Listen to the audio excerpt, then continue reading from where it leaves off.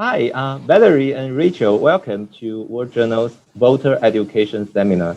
At the very beginning, could you briefly introduce yourself to our audience?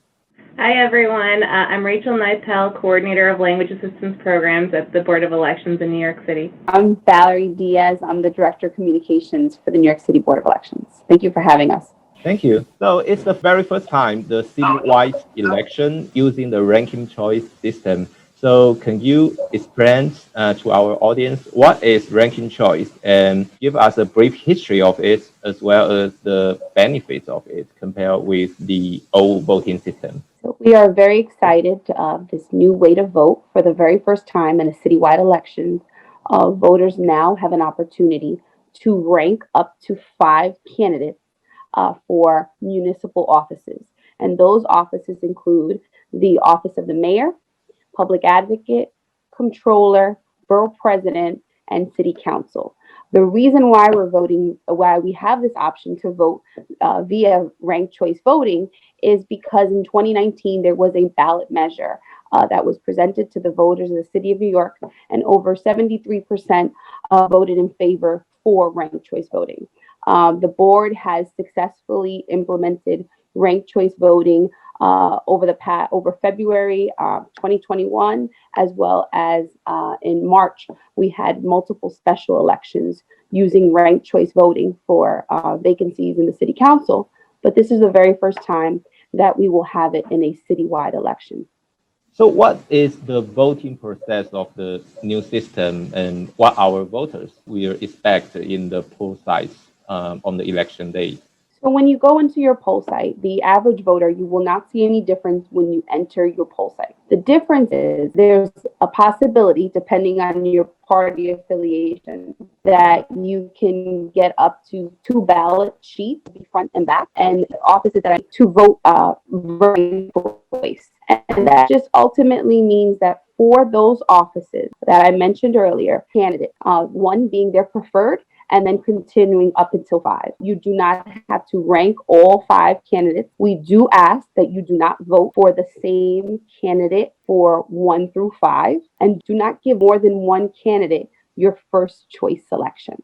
But other than that, when you go into the polls on election day, the site itself will look just like it has in the past. We are asking voters to do is to avail themselves of the poll site locator on our website, which is nyc.pollsitelocator.com. You can put in your address where you're registered. It'll tell you the dates and hours of early voting, where you're assigned for early voting, where you're assigned for election day, and you will have the opportunity to view your sample ballot. And what that means is you can now become comfortable with your ballot in advance of walking into the poll site on election day. So you can see the layout and understand the process. If you want, we also have on our website, vote.nyc, under ranked choice voting, there's a specific section. We have videos translated in the covered languages that are very instructional and helpful as well.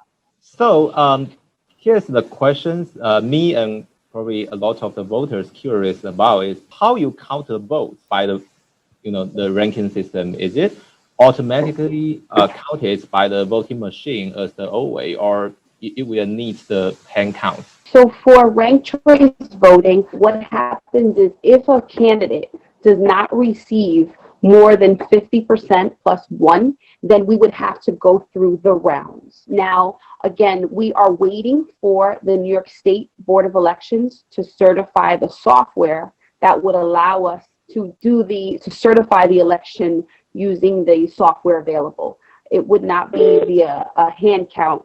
That's not practical. However, we are awaiting their decision and expect for them to certify the software so that way we can use it for this upcoming election. So how long should we expect the election results come out? Will it take more times than the old system before? Because usually in the past elections for the old system, we usually know it at the same election night, know the results, even if it's unofficial. But we can know the results. So for this time election, how long should we expect the results to come out? So that is the challenge for us, where we really need to begin to have the conversations about the expectations. Now, this process is new, and our hands are tied, the Board of Elections' hands are tied by New York State election law. So we cannot go through those rounds until we allow for us the time frame to have passed for us to receive absentee ballot, for us to receive military ballot. And there's also a law that was recently passed that allows a voter to cure his or her absentee ballot envelope if there was a defect. So the time frame will be extended because of that, but we consistently say that our focus is on accuracy over the speed, and we want to make sure that every single vote that was cast on election day is ultimately counted. So that is our focus. Once the state board certifies the software, then we can have a better sense in terms of the time frame and how long it will take. But we are asking for the patience of the voters, as this is a new process for everyone. Our focus is to make sure that every vote that was properly cast is counted. So, as you just mentioned, the ranking choice system is new and also sounds more complicated. So how will the Board of Election make sure all voters, especially those with limited English ability, can participate in this coming election without barrier? So that's a great question. Well, we at the Board of Elections started our public education campaign back in April, when we sent out a direct mail piece to every single registered voter that not only told them where their early voting site was, but it gave them some information on ranked choice voting, and the fact that it was new and that they were going to see it on election day come June for the primary. We have a website dedicated to this content. We have frequently asked questions and public service announcements available in the covered languages at the poll site. Voters will have instructional information both in a handout and a poster in the covered languages as well. And we have an aggressive campaign that we have launched in early April that has targeted citywide newspapers, community-based newspapers, and the languages as well. And again, we can talk about that too, the importance of the poll worker. So we will have poll workers there as well as interpreters in the covered languages that can assist the voter as well. So talking about the accessibility, we know every year a Board of Election hires a lot of the poll site workers, including the translators. So can you introduce this program to our audience, and who can be a poll site worker and how to apply for it? What's the duty and benefits of becoming one of them? Rachel Nipel, I know she has a meeting, but I know she would be the expert on this particular topic, what they need to do to become a poll worker and what the requirements are. Rachel? Hi, everyone. So yes, we are always looking for poll workers, and always needing Chinese interpreters, Korean interpreters, Bengali, Hindi, and Punjabi interpreters as well. All interpreters must be at least 18 years of age and permanent residents of New York City. They don't need to be registered to vote. However, if they are registered, there are more positions at the poll site available to them. They are paid $25 for passing a training class, $250 for each election day worked, and a $35 bonus when 2 election days are worked within a poll worker year, which is July 15th to July 14th. If they work at least 4 early voting days plus an election day, they receive a bonus of $25 per early voting day that they work. So, and anyone can apply online at nyc.electiondayworker.com. Thank you. And what we've said in the past, and we'll say it again, it really is a service to the community. So you are essentially getting paid to serve your community and assist. We also have various safety measures at the poll site. Not only are these, we've said before, we consider our poll workers essential workers and heroes in helping us protect democracy. So we have a lot of things to keep them safe. We have partitions at each of the tables. There is PPE available. There are hand wipes given to the voters upon entry. There's hand sanitizer as well. The machines are periodically cleaned with disinfecting wipe every day at the close of the polls during early voting. The sites are professionally sanitized. So not only do we want to keep the poll worker safe, but we also want to keep the voter safe as well. And do you require the poll site workers need to be vaccinated? No, there is no requirement for vaccination. No. Okay, great. So it sounds like a very good opportunity.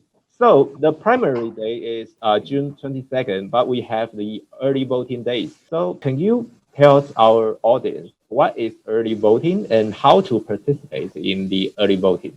So early voting is exciting for us at the Board of Elections because one of the common complaints that we used to hear from voters was that the polls being open on Tuesday at 6 a.m. to 9 p.m. wasn't enough. It didn't work for their particular schedule. So now with the launch of early voting, there are 9 days of early voting in advance of Election Day. So for the June primary, it starts June 12th through the 20th. There are a total of 83 hours of early voting. So there are the weekend dates, there's evening, there's early morning over those 9 days. For example, the first weekend, I think the polls are open from 10 a.m. to 5 p.m. We have some evenings we're open until 8 or 9 p.m. and sometimes we open as early as 7. So it just empowers the voter. It allows them to vote at a time that's convenient for them. Great. So what are these days in early voting in this coming primary election? So for the upcoming primary election, the dates of early voting are June 12th through the 20th. And we ask that voters visit nyc.pollsitelocator.com and you can find where your early voting site is and the hours of early voting because they vary from day to day. Thank you. And also that's the but not this question is the last year because of the pandemic, a huge amount of voters vote by mail. So will this method here apply to this year's election? In last year, the BOE mailed out the absentee ballot to every voter. Will you do the same this year? No, we are not sending out an absentee ballot to all voters. However, you can choose to vote safely from home if you choose. And we ask voters to visit vote.nyc. And there's a link on the website titled Absentee Voting. You click on that, and then you can fill out the application electronically. You would put the address where you want the ballot mailed, and the ballot will be mailed to you. So this is something available for voters if they want to use that versus going either in person voting early or on election day. You can definitely still vote absentee. So for the absentee ballot application, do the voters need any specific reasons to apply for it, or they can just fill out because they don't feel safe to vote in person and they want to mail out the ballot? If the reason why the voter does not want to vote in person is because of COVID, there's a box titled Temporary Measure COVID. There are other reasons why you would vote via absentee. If perhaps you're traveling or someone who's a senior who's in a senior center, students who go away for college, those are various reasons why. But now COVID is a temporary measure why you can request an absentee ballot. So that is available. So for the last year, the BOE, you put a lot of the box at the pool side to collect the absentee ballot. Will you do the same this year? Yes. So we will have the same absentee ballot boxes, the drop boxes, available at early voting sites and election day sites. So if a voter were to had a marked absentee ballot and chose, they can go to any poll site. Instead of dropping in the mailbox, you would drop it in at a poll site or early voting site as well. And that's an option available for all voters in the city of New York. Great. Thank you, Valerie. And Rachel. Thank you. Thank you for having me, and thank you for everything you do to educate voters. And thank you for the service to our democracy. Thank you. Have a good day.